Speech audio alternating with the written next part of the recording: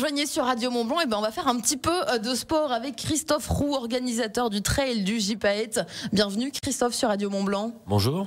Merci d'être avec nous. Le trail du Gypaète qui fait partie du Challenge Trail à Radio Mont Blanc. Le trail aura lieu le 7 juin, ce sera sa 15e édition. Alors comment est-ce qu'est né l'événement ?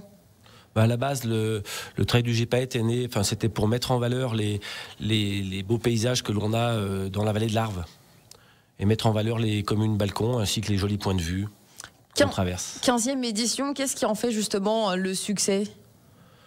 C'est qu'on a à la base une très très bonne équipe de staff, et puis on a beaucoup de bénévoles sur chaque commune. Au total, on a 350 bénévoles sur l'événement. Chaque référent communal gère ses bénévoles, et toutes les années, ils l'attendent ils l'attendent bien, et c'est un peu une journée de fête pour tout le monde. Justement, on parle de communes. Sur combien de communes s'étend l'événement et quelles sont-elles ? Alors on traverse 10 communes.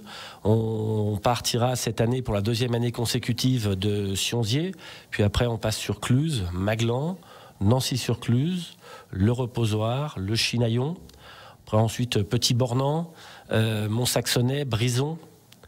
On retourne sur le Mont-Saxonnet après sur le parcours, et puis après Marnat.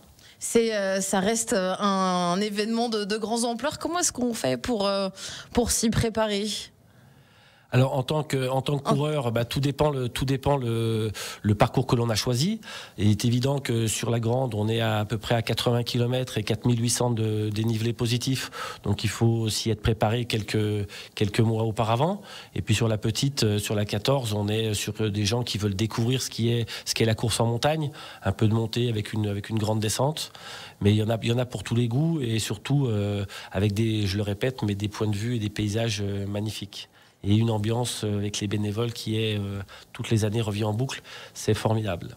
Et les bénévoles, alors comment est-ce qu'on fait par exemple pour devenir bénévole ? Alors on a une rubrique sur le site internet pour s'y préparer, ou autrement on va voir le référent de chaque commune pour s'inscrire et demander si on a besoin d'un coup de main. Et pourquoi le Gypaète alors ? On se doute, mais... Alors le trail du Gypaète c'était né, au départ on cherchait un nom, puis après on s'est dit on cherche des trucs un petit peu trop loin, alors qu'on fait le tour du Bargy, et qui est le massif là où il y a eu l'introduction dans les années 80 du Gypaète barbu. Donc voilà. Et donc, vous participez avec nous au Challenge Trail Radio Mont Blanc. On le rappelle avec nos auditeurs. Ce sont 2 équipes d'auditeurs qui participent à différents trails de la région. Le marathon du Mont Blanc, le trail des Dahus à Lanchard qui a déjà eu lieu. Pourquoi vous avez décidé de vous inscrire avec nous dans ce Challenge Trail ? En fait, c'est pour mettre en valeur les courses qu'on a dans le coin, et puis faire un peu une cohésion et montrer que ensemble on est plus fort, et qu'on relaye encore un petit peu mieux l'ensemble de nos événements. Donc ça donne une visibilité en plus au trail en général et à la montagne. Exactement. Et c'est des valeurs qui vous tiennent à cœur ? Oui, alors la bonne ambiance, la convivialité, c'est un petit peu les symboles forts du trail. Et justement, qu'est-ce qui favorise, qu'est-ce qui fait que le trail c'est réputé pour ça ? Parce qu'on le voit bien sur les différentes courses, l'ambiance qui peut y avoir. En fait, courir en pleine nature, c'est quelque chose d'autre que faire du bitume ou faire de la piste.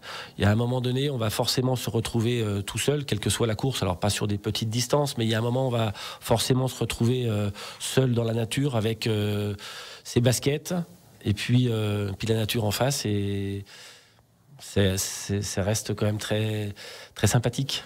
Et en tant qu'organisateur du trail des Gypaètes, comment est-ce que ça s'organise ? On a parlé pour les coureurs, mais en tant qu'organisateur, combien de temps on met pour aboutir à... En fait, le travail se fait d'une année sur l'autre. Alors, je vous cache pas que pour la première édition, ça a été quand même un travail de fond pour les autorisations, etc. Et puis après, on s'est rodé, et dans chaque commune, on a un référent communal qui lui gère son équipe de bénévoles, gère les droits de passage, les chemins. Sur chaque commune, quelqu'un s'occupe de son parcours, ce qui simplifie beaucoup la tâche. Même si jamais celle-ci est encore assez fastidieuse, mais ça devient de plus en plus facile. Voilà. Et là, par exemple, à un mois de l'événement, quelles sont les tâches qui vous restent à accomplir ? Alors le dossier préfecture pour la sécurité est parti depuis 2 mois maintenant. Bon, après là ça va être le tracé qui va se faire un petit peu au dernier moment, affiné sur le nombre de dotations de base et les low finishers, les commandes de balisage parcours, la nourriture affinée par rapport aux prestataires repas. Mais globalement on est quasiment prêt. Vous êtes pas mal. Ouais, on est bien. Christophe, vous avez parlé du tracé. Justement, il va y avoir 5 courses. Comment est-ce que vous choisissez les tracés? Justement, 15 éditions, je suppose que vous changez d'une édition à l'autre. Comment est-ce que vous vous renouvelez? Qui choisit les parcours? Alors on change. On n'a pas changé tant que ça les parcours depuis le départ. On a surtout cherché à affiner. Le but étant, c'est de ne pas avoir trop de bitume.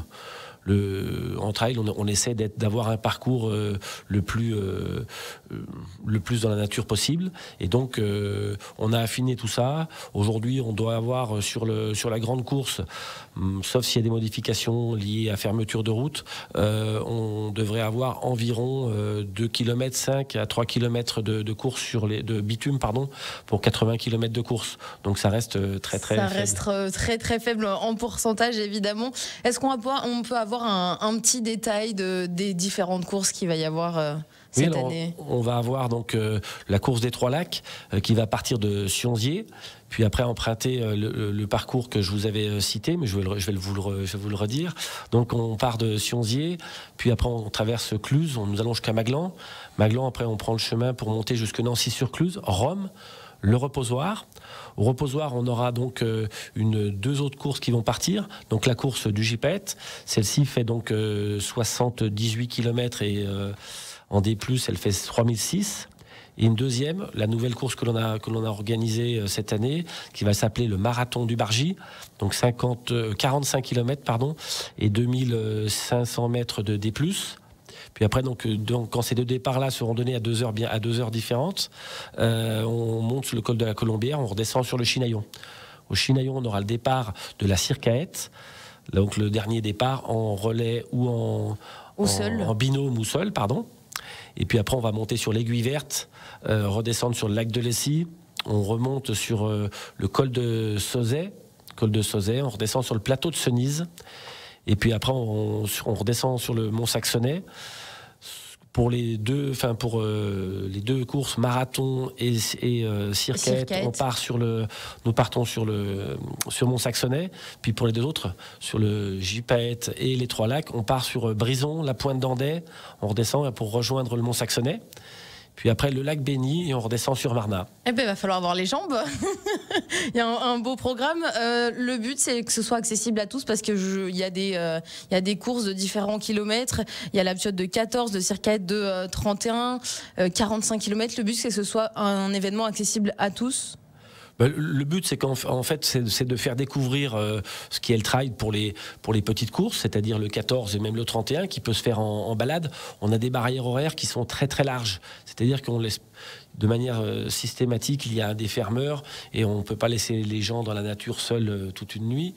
Donc bien évidemment, il y a des barrières horaires.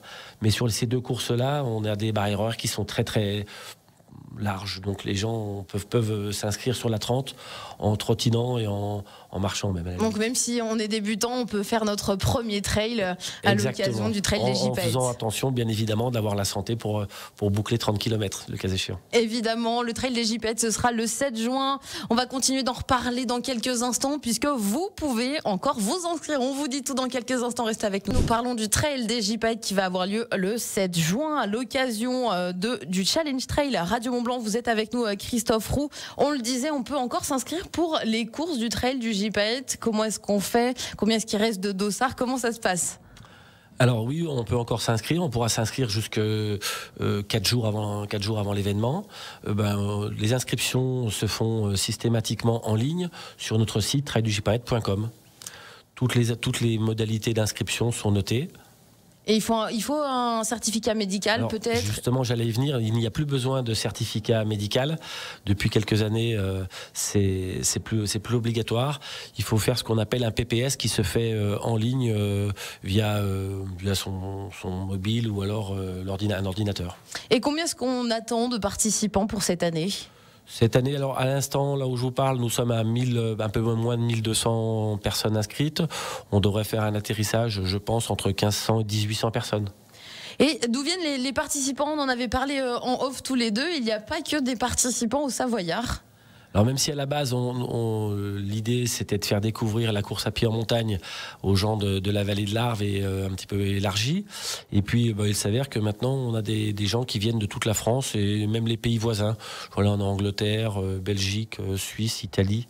Voilà. Et comment ça se fait? Est-ce que vous avez peut-être une explication ou c'est... Bon, c'est la 15e édition. On a un site internet qui est très explicite, là où les personnes qui s'en occupent et la page Facebook relayent bien les informations.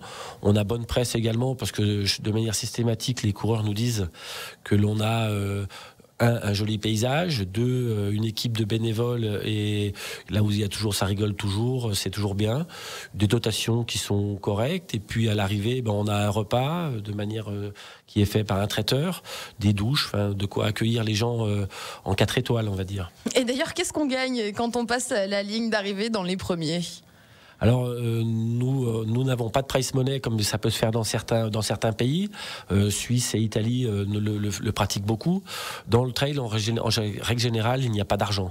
Donc les gens courent pour sur certaines courses où comme ça pouvait se faire à l'époque, on court pour une veste, on court pour un t-shirt, on court pour une médaille, mais en fait on court pour soi-même et pour découvrir les jolis paysages et puis pour l'ambiance dans laquelle règne la course. C'est ça l'essence même du trail pour vous ? Oui, tout à fait.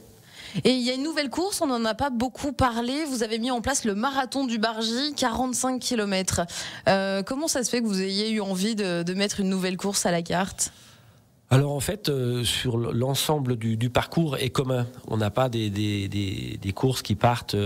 C'est-à-dire qu'on a un parcours initial et puis après on a plusieurs points de départ. Pour éviter de charger et qu'il y ait des bouchons comme ça peut se pratiquer parfois en cas de mauvais temps ou certaines autres courses liées à un trop grand nombre de coureurs, on a décidé de mettre une autre course, donc le marathon, un 45 km, qui ça permettait également de décliner une distance supplémentaire. Puis le marathon, ça parle bien à tout le monde. Toutes les personnes qui se disent tiens, je suis prêt. Marathon, on se dit voilà, on est aux alentours de 40-45.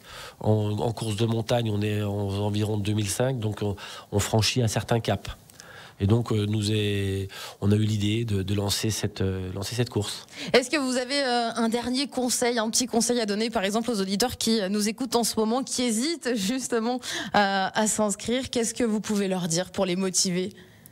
Il fera beau, on le sait, c'est commandé depuis 1 an, les bénévoles sont là, vous attendent, et puis il va y avoir une ambiance de dingue, ça va être sympa. Merci Christophe Roux d'avoir été avec nous. Vous nous rappelez peut-être comment est-ce qu'on s'inscrit, vous nous redonnez une dernière fois le traildujpaet.com. Eh ben c'est parfait, merci beaucoup d'avoir été avec nous. Merci.